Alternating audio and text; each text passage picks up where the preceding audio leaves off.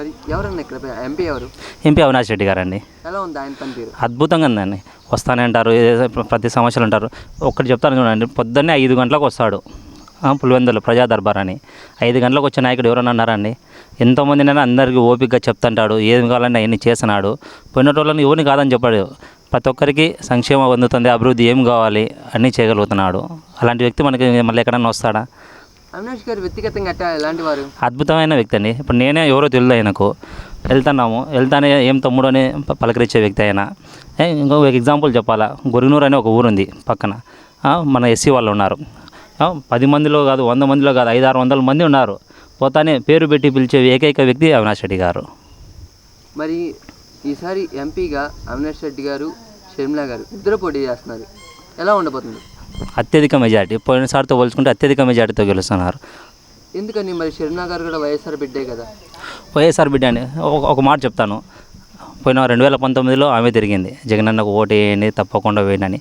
ఏదో వాళ్ళ ఇంట్లో వ్యక్తిగత కారణాలు చూసుకొని ఇలా అవినాష్ రెడ్డి గారిని ఇబ్బంది పెట్టడం తప్పు కదా. ఇంకోటి చెప్తాను, ఆమె ఉంది, వ్యతిరేకించింది, ఓకే. తర్వాత తెలంగాణకు పోయింది, వైఎస్ఆర్ తెలంగాణ పార్టీ అని పెట్టింది, తిరిగింది. మా లాంటి వాళ్ళు ఎంతోమంది తిరిగారు ఆమెను నమ్మి, వైఎస్ఆర్ బిడ్డ కాబట్టి. తిరిగిన వెంటనే ఏం చేసింది ఆమె? మళ్ళీ కాంగ్రెస్తో కలిసింది. కాంగ్రెస్ ఏది? అక్కడ నుంచి మనం విడిపోయి వచ్చిందే కదా. వస్తానే కాంగ్రెస్ ఈయన జగన్మోహన్ రెడ్డి గారు మన పాదయాత్ర చేసేటప్పుడు వాళ్ళు ఏం చేశారు? స్టార్టింగ్లోనే ఓదార్పు యాత్ర కేసు పెట్టినారు, ఇంక్లూడింగ్ వైఎస్ఆర్ గారిని కూడా ఇందులో కలిపినారు. అలాంటి పార్టీతో మనం కలిసేదా అండి? ఎలా ఉపయోగిస్తారు దాన్ని? మొన్న సభలో కూడా షర్మిల గారు వైఎస్ఆర్ గారి పేరుని షార్ట్ షీట్లు తెచ్చింది, జగన్ గారి లాయర్ అని చెప్పారు. దీన్ని ఎలా చూస్తారు మరి?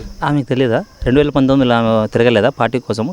2019 నుంచి 2024 వరకు ఉంది కదా. ఇప్పుడు 2024లో ఎందుకు వచ్చింది? ఒకసారి ఆలోచించండి. ఆమె రాజకీయ లబ్ధి కోసమే కదా.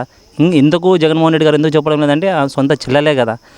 ఆయన కూడా చెల్లెలనే ఉంది కాబట్టి కదా ఆయన ఏం చెప్పకుండా ఉన్నాడు. ఒకసారి ఆలోచించారు. ఆమె కూడా ఇప్పుడు రాజకీయం కోసం వచ్చి ఇప్పుడు చెప్పింది, మన తెలంగాణ కోసం వచ్చింది, మన రాజన్న బిడ్డ అని చెప్పింటే వాళ్ళు కూడా ఆదరించినారు. పోటీ చేసింటే మనకు తెలిసేది.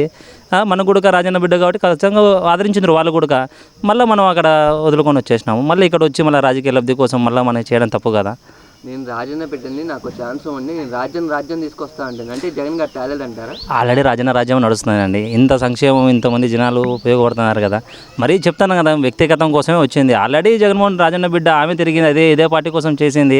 ఆల్రెడీ సంక్షేమ ఫలాలు అందుతున్నాయి, మళ్ళీ ఇవి కొనసాగుతూనే ఉన్నాయి. ఇలాంటివి మళ్ళీ ఆమె రాజన్న బిడ్డని ఎట్లానే పాదయాత్ర చేయడం కరెక్టే. కొన్ని అనుమానకరాల వల్ల చేసినారు. కానీ జగన్మోహన్ రెడ్డి గారు కదా, ఇప్పుడు జగన్మోహన్ రెడ్డి గారు వచ్చిన తర్వాత చూసారు కదా, ఇప్పుడు అవసరం లేదు ఎమ్మెల్యే గారు, ఎంపీ గారు, ఇంకోరో కాదు. ఓన్లీ ఒకటే మ్యాండేట్ మనకు, ఓన్లీ జగన్మోహన్ రెడ్డి ఒకటే. ఇన్ని ఏళ్ళ చరిత్రలో ఎవరైనా చెప్పినారా నా వల్ల మంచి జరిగితేనే ఓటు వేయనే శక్తి ఏకైక వ్యక్తి జగన్మోహన్ రెడ్డి. ఇదే సునీత గారు 2019లో ఇప్పుడున్న మన బీజేపీ ఎమ్మెల్యే కంటెస్ట్ చేస్తున్నారు కదా, ఆదినారాయణ రెడ్డి గారే చేసినారని చెప్పి వాళ్ళే తిరిగినారు, వాళ్ళే స్టేట్మెంట్లు ఇచ్చినారు. ఇప్పుడు ఎందుకు ఇస్తున్నారు మనకు కూడా అర్థం కాలే. ఏ లబ్ధి పొందుతున్నారో వాళ్ళకే తెలియాలా. వాళ్ళే కదా మన 2019లో అన్నీ చెప్పింది. మరి ఇప్పుడు ఎట్లా చెప్తారండి వాళ్ళు? వాళ్ళ విజ్ఞతకు ఉండాలా. ఆల్రెడీ చెప్పిన తర్వాత ఒక దాని గురించి మాట్లాడకూడదు. ఎంతసేపు ఉన్నా కానీ ఇదే నొక్కి 100 సార్లు అబద్ధం చెప్తే నిజము కాదు కదా. ఎన్నిసార్లు చెప్పినా అది అబద్ధమే. అది మొత్తం కడప జిల్లా ప్రజలందరికీ తెలిసిందే అది. మరి ఈసారి మీరు షర్మిల నమ్ముతారా, అవినాష్ రెడ్డి నమ్ముతారా? అవినాష్ రెడ్డి గారే అండి, తప్పకుండా. మనకు ప్రజల వద్దకు వచ్చి పాలన చేసే వ్యక్తే కదా మన అవినాష్ రెడ్డి గారు. అవినాష్ రెడ్డి గారే కదా మనకు కావాల్సింది. అత్యధిక మ్యాండేట్ ఇస్తారండి ఈసారి. తప్పకుండా అవినాష్ రెడ్డి భారీ విజయంతో గెలుస్తారు. నమ్మకం ఎందుకు లేదు మీకు? ఎలా నమ్ముతామండి? ఆల్రెడీ ఒకసారి తెలంగాణలో పోయింది, మళ్ళీ వచ్చింది, అన్నగారి మీదనే మళ్ళీ విమర్శ చేస్తుంది. ఎట్లా ఒకసారి ఆలోచించాలి. ఆమె రాజకీయ లబ్ధి కోసమే కదా ఇది చేస్తుంది. మనం కూడా తప్ప, ఆమె రాజన్న బిడ్డ, ఆమె అంటే గౌరవం ఉంది. కానీ మన పార్టీలో వచ్చాలి, ఓటు పరంగా వచ్చాక మనం జగన్మోహన్ రెడ్డి గారికి ఓటేస్తాం. తప్పకుండా జగన్మోహన్ రెడ్డి గారు మళ్ళీ అత్యధిక మెజార్టీతో గెలుస్తారు. అంటే మరి కాంగ్రెస్ ప్రభుత్వం వస్తుంది, ప్రత్యేక హోదా ఇస్తామని కూడా చెప్తుంది. కాంగ్రెస్ ఎక్కడుందండి? కాంగ్రెస్ పుట్టగతలు లేకుండానే పోయింది. మనం ఇప్పుడు ప్రత్యేకమైంది ఎట్లా? కాంగ్రెస్ ప్రభుత్వం వల్లనే కదా. మళ్ళీ ఎట్లా కాంగ్రెస్ వస్తుందండి? కాంగ్రెస్ ఉనికే లేదు ఇక్కడ.